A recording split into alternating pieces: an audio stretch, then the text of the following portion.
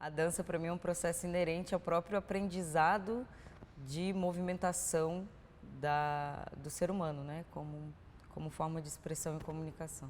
Sou Carol Barreiro, tenho 35 anos, dançarina e artista marcial, pesquiso a improvisação e a relação entre as artes marciais e a dança contemporânea. Eu danço porque eu acho que isso é uma maneira de manifestar uma expressividade inata do ser humano e que está muito associada à capacidade de criatividade, capacidade de improvisar, capacidade de entender o universo a partir de uma perspectiva não verbal, né?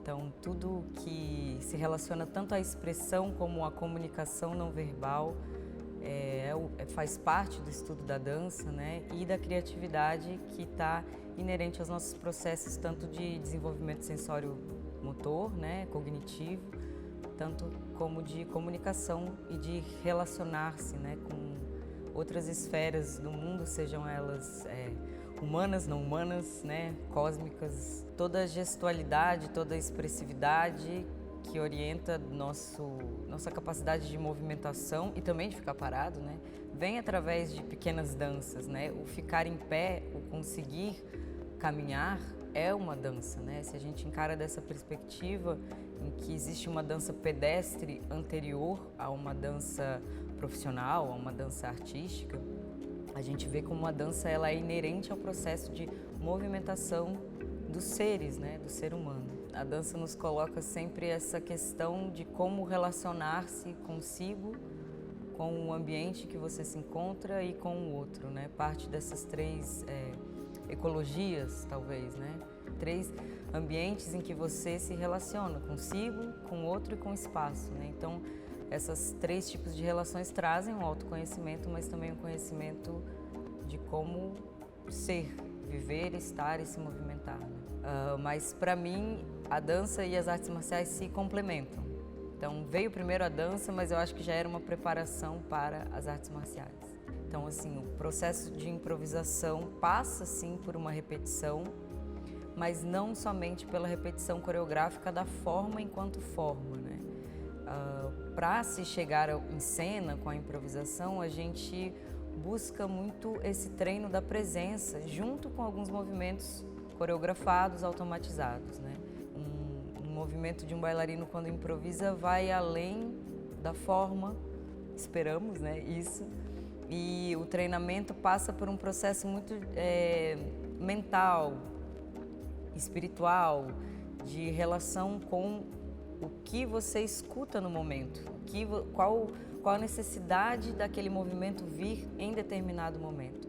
Se eu executo por repetição, eu acabo perdendo essa presença, né? Porque o conflito te coloca num estado de presença muito parecido com os animais que precisam sobreviver. Então, a urgência do corpo do improvisador se mescla muito com essa urgência do corpo do artista marcial, né? Pretendo cada vez mais ter um trabalho voltado para mulheres, né? Vejo que essa questão da arte marcial é um movimento muito ainda de espaços masculinos, né? E sempre que eu vou para lugares, também sou professora, né? Dar aula dessa pesquisa que é a mescla entre dança e marcialidade, vejo que as mulheres se aproximam muito dessa potência marcial, né, de sobrevivência física, psíquica, espiritual, e penso que esse é um caminho que eu gostaria muito de continuar seguindo, né, de mostrar que existem possibilidades de se mover e resistir ao mundo, ao patriarcado, a tudo que nos mata e quer continuar nos matando, com a dança e com as artes marciais. Então, essa, para mim, é um caminho que eu gostaria de seguir e que gostaria de chegar em algum local em que isso realmente se torne um projeto de vida. Para mim é uma reconexão, né? Não necessariamente só comigo mesmo, mas com tudo que envolve estar vivo, né? Estar pulsando, estar se movimentando, né? Penso que os corpos, quando dançam porque não precisam dizer nada, né? A gente tem uma capacidade mental de colocar sempre palavras, né? O nosso pensamento verbal está muito associado a a uma lógica linguística, né, que a escola nos ensina, né, enfim, que o mundo nos ensina a pensar dessa forma. Então a gente está sempre muito atrelado a um pensamento verbal, né, a uma concepção de observar o mundo de uma maneira linguística, né? Então a dança foge